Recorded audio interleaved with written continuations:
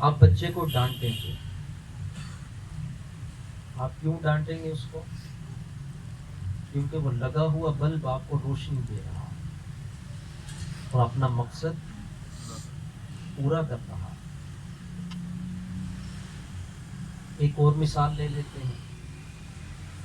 کسی شخص نے اپنے گھر کے اندر بھینس رکھی ہے یا بکری رکھی ہوئی ہے، وہ اس سے دودھ حاصل کرتا ہے، اس کو وقت پر پانی بھی دے گا، چارہ بھی کھلائے گا، یہاں تک کہ اس کی نجاست کو اپنے ہاتھوں سے اٹھاتا ہے۔ اور اگر یہ بندہ کہیں جانے کے لیے کوشش کرتا ہے تو پھر پیچھے کسی کی ڈیوٹی لگا کے جائے، کہ آپ نے اس کو وقت پر پانی بھی دینا ہے، چارہ بھی کھلانا ہے۔ اور اگر کوئی شخص جس کی ڈیوٹی لگائی وہ وقت پر یہ کام نہیں کرتا، ظاہر سی بات ہے وہ پھر آ کے ڈانٹے گا بھی کہ تم نے جانور کو نہ پانی پلایا نہ چارہ کھلایا، وجہ کیا ہے؟ ایسا ہے کہ نہیں؟ ایسا ہی ہے۔ یہ مشاہدات ہیں تین جو میں نے آپ کے سامنے اس بندے کی حفاظت، اور جس وقت وہ چیزیں اپنا مقصد پورا کرنا چھوڑ دیں، آپ اس کی طرف توجہ نہیں کرتے۔ اب آپ اس کو ایسے کمرے کے اندر سٹور کر دیا جہاں پر نہ لائٹ ہوگی نہ پنکھا ہوگا، ڈسٹ بھی بہت زیادہ ہوگی۔ اب آپ کو ضرورت نہیں ہے نہ اس کو صاف کرنے کی نہ اس کی طرف توجہ کرنے کی، کیونکہ اب مقصد نہیں پورا کرنا۔ یہی مثال اس بندے کی ہے جو اس دنیا میں آیا اور اپنا مقصد پورا نہیں کرتا،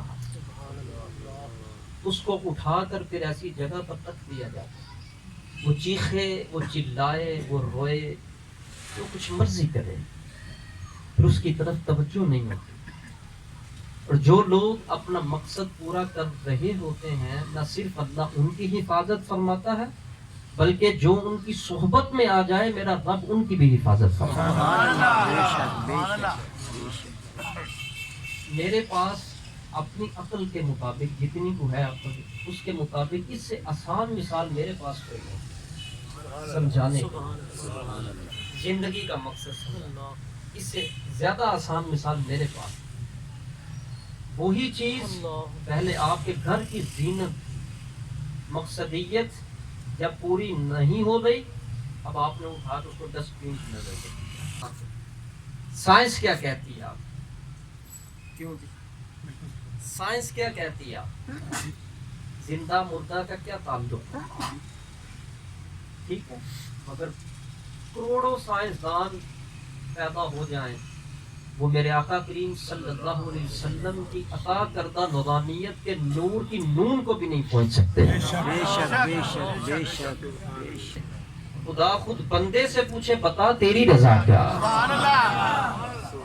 اور یہ مقام آتا ہے وہ عمل رب کو راضی کر جائے، کوئی آپ کا عمل رب کو راضی کر جائے، تو جو آپ کا عمل آپ کے اللہ کو راضی کر گیا نا، پھر آپ دیکھیے گا میں رب کیسے نور کے پردے پہ آپ کے ساتھ۔ بے شک بے شک، سبحان اللہ۔ ایڈورٹائزنگ نہیں کرتے آپ، تشہیر نہیں کرتے، مگر یہ اتنے لوگ آپ اکٹھے کیسے کر لیتے؟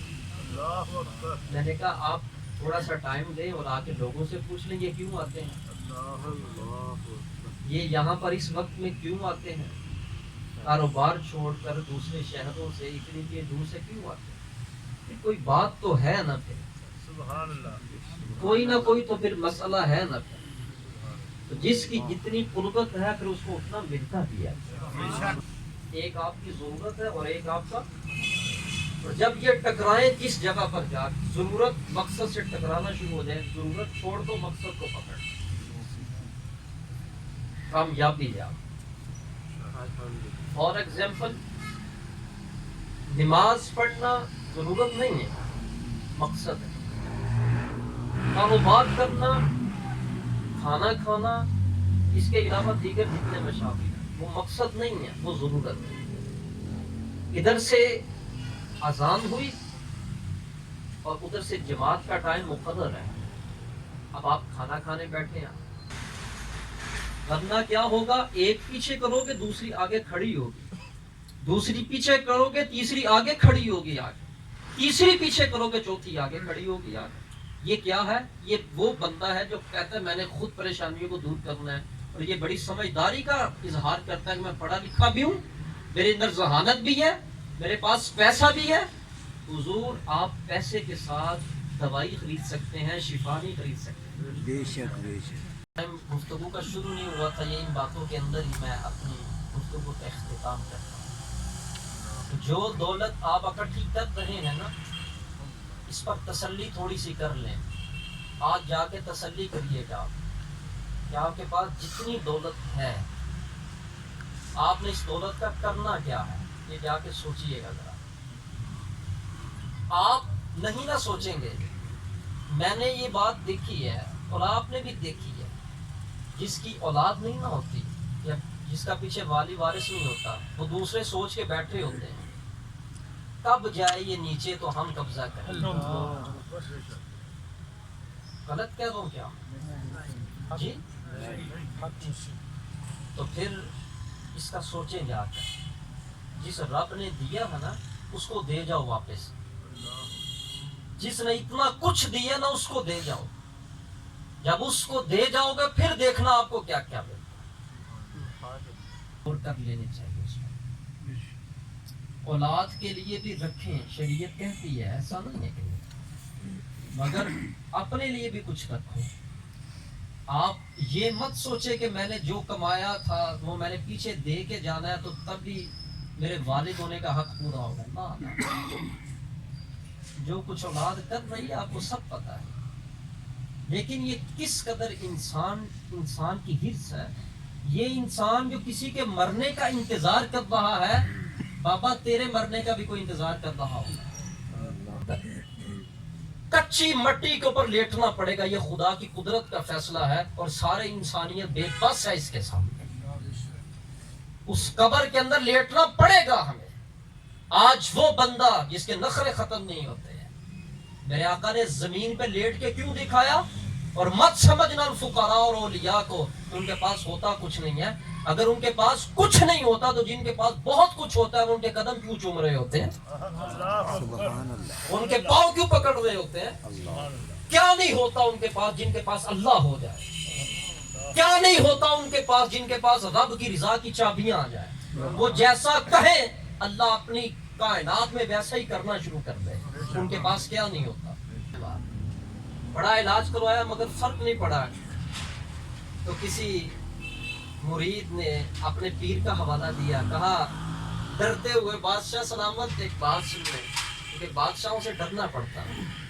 بتاؤ، اس نے کہا میرے مرشد کے پاس ایسا معاملہ ہے، اگر آپ جائیں تو ٹھیک ہو سکتے ہیں آپ۔ اس نے کہا اچھا، مزاج تھا بادشاہ تو اس نے کہا بلاؤ اپنے پیر کو۔ انہوں نے کہا حضور وہ نہیں آئیں گے، جو صحیح پیر ہوتا ہے نا وہ نہیں جاتا، وہ اگر جائے تو مخلوق کی خدمت کے لیے بس۔ اس نے کہا رہتے کہاں پہ؟ اس نے کہا وہ جو تمبو لگا ہوا نا چھوٹا سا، بس وہ وہاں پہ رہتے ہیں۔ اب ایک محل میں رہنے والے بندے کو تمبو کے نیچے رات گزارنے والے بندے سے ضرورت پڑ گئی ہے۔ یہ بات مجھے کیا سبق دیتی ہے؟ رب سے ڈر کے رہنا چاہیے۔ اللہ بڑوں بڑوں کو نیچے کر دیتا، بے شک بے شک ڈر کے رہنا چاہیے، غرور تکبر میں نہیں۔ اس نے کہا بلاؤ، تو وہ چونکہ اللہ والے تھے، اس نے کہا، انہوں نے کہا فرمایا مجھے ابھی کام نہیں ہے اس سے، جب مجھے ہوگا تو میں ضرور جاؤں گا۔ یہ معاملہ ہے تو ایسا فرمایا، وہ جو سوکھی روٹی پڑی ہوئی ہے نا وہ اٹھا کے کھا لو، ٹھیک ہو جاؤ گے۔ مقدر اچھا تھا، مقدر اعتراض والی بات نہیں تھی۔ اس نے یہ نہیں کہا اس روٹی میں میری شفا ہے اور وہ بھی سوکھی ہوئی۔ اس نے کہا پکڑو، روٹی پکڑی تو پانی کے اندر ڈال کے اس کو کھا گیا۔ فرمایا گھر جانے سے پہلے ٹھیک ہو جاؤ، اب جاؤ آپ، ہمیں اپنے رب سے باتیں کرنی۔ ابھی گھر جا رہا تھا میرے رب نے شفا عطا فرمایا۔ یہ مت سوچو کہ اس میں شفا ہے کہ نہیں ہے، وہ کھلاتے تمہیں کچھ اور ہے، بناتے اپنے رب کو ہے۔ اللہ والے پھر بات جب کرنا چاہیں تو پھر کر سکتے ہیں۔ ان کا بھی یوں ہی مسئلہ بنا اور پیش کر دیا۔ وہ ایک مدرسے میں پڑھا رہے تھے، पढ़ाने के बाद जब मुलाकात हुई उसने कहा पेशाब का मामला, आपने फरमाया आधी सल्तनत दे दो तो हम तुम्हें ठीक कर देंगे, आधी सल्तनत देते हो मुझे। उसने, आपको पता ना जब बंदा बीमार हो तो कहता है सब कुछ ले लो मुझे शरीक करो, बस मुझे सुख का चैन आने दो, मेरे अंदर मेरे सुख का सांस नहीं आ रहा, मुझे उठाओ किसी तरीके, सब कुछ बेच दो। करते हैं कि नहीं करते? आधी सल्तनत देते हो तुम्हें ठीक कर देते हैं। उसने कहा आधी नहीं सारी लो, ये सल्तनत ठीक करो। आपने फरमाया ये तालिब इल्म खाना खा के गए हैं ना, जो इनका सालन बच गया ना उसको जाके खा लो। अल्लाह, वो तालिब इल्म भी उस जमाने के तालिब इल्म, उनका और मयार। तो जिस वक्त अच्छा था उसका भी मिजाज, उसने गया मन मारा ना। इसमें मैं आपको बताता हूँ बात क्या है। सालन खिलाने में बीमारी कहाँ जाती है, रोटियां खिलाने में कहाँ जाती है? दर हकीकत उन्होंने नफ्स को मरोड़ना था। ये जो अकड़ा हुआ ना बादशाह बन के बैठा, इसको इंसान बनाना था, और बना दिया ना जब उसको इंसान, तो वो यूं झुक गया, और जब झुका तो फिर काम बन गया। तो इंसान बनाना था, बना दिया ना जिस वक्त तो ठीक हो गया। हुजूर इसके साथ ठीक हो गया। हाँ फरमाया तुम्हारा काम जो होना था वो हो गया, हमने तुम्हारी सल्तनत को क्या करना है, जाओ अपनी सल्तनत में रहो, तुम्हें तुम्हारी सल्तनत मुबारक हो। कहा ये कहाँ से लिया मामला? फरमाया जब सल्तनत छोड़ के आओगे फिर बताएंगे कहाँ से। तुम कहो कि मैं सल्तनत और महलों और बादशाहों में मजे भी लूं बादशाहत के, और ये बातें भी पूछ लूं, ये इतनी सस्ती नहीं है। बाद लोग यूं गुजर होते ना, खड़े खड़े पूछ रहे होते हैं ऐसा हो जाए ऐसा हो जाए, ये इतना सौदा सस्ता नहीं है। इसके लिए कुछ करना पड़ता है, और इसके लिए रोना पड़ता है अल्लाह की बात, और बड़ा कुछ देना पड़ता है। ये इतना सस्ता काम नहीं कि जेब से निकाल के आपके हाथ में पकड़ा दिया। हाँ, अल्लाह देखता है अपने बंदे को कहाँ खड़ा होता है, किस लिए आ रहा है मेरी बारगाह में, लेने क्या आ रहा है। बस जिसने उसको राजी कर लिया फिर वो उसको राजी करता है, फिर दुनिया में भी राजी करता है, फिर आखिरत में भी करता है। दुनिया में भी उसके मजे और आखिरत में भी उसके मजे। मैं इन लफ्जों पे गुफ्तगू का इख्तिताम करता हूँ। मुझे मालूम है कि जब मेरा दिल कर रहा है बोलने को, तो आपका बहुत ज्यादा सुनने को दिल करता है। सच बताइएगा, मसाजिद में जुमा भी पढ़ने जाते हो आप, और महफिल में भी जाते हो आप लोग, और महफिल में बयान भी सुनते हो। मैं आपसे नहीं पूछता, मैं अपनी बात करता हूँ। मैं 2 जगह पे जुमा में बयान करता हूँ, मुझे वो लुत्फ वहाँ नहीं मिलता जो यहाँ पर मिलता है। वहाँ पे सहूलियात भी इससे ज्यादा है। हम तो गर्मियों में बैठे उधर खुले आसमान में, आपको पता है, पंखे लगा के, माशाअल्लाह। और जो नेट पे मेरा बयान सुन रहा है अपने घर में हाथ खड़ा करें। चला रहे थे, ये काम नहीं करना। बात देख रहे होते हैं, मुझे कुछ कहते हैं ये हवा कहाँ से आ रही, ये छोड़े कहाँ से आ रही है, आपको नहीं पता चलना ये कहाँ से आ रही है, आप बस मजे लूटा करें। और ये लेके दिल को बुलाएं। ये जहाँ भी गया हुआ है ना, अभी जहाँ भी गया उसको बुला दो वापस, उसको को आ जा भाई। तहरीक रोज़ातुल इस्लाम जिंदाबाद।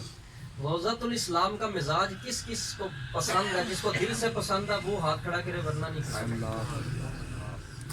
अब यहाँ पे हाथ खड़ा जिसने किया ना, दिल से किया ना, जब मिजाज पसंद है तो फिर तहरीक को अपनाते क्यों नहीं? हाथ खड़ा खड़ा ही मुझे जवाब दे।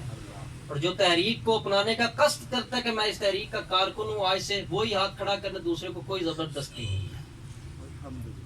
सुभान अल्लाह। ठीक है, ये मैं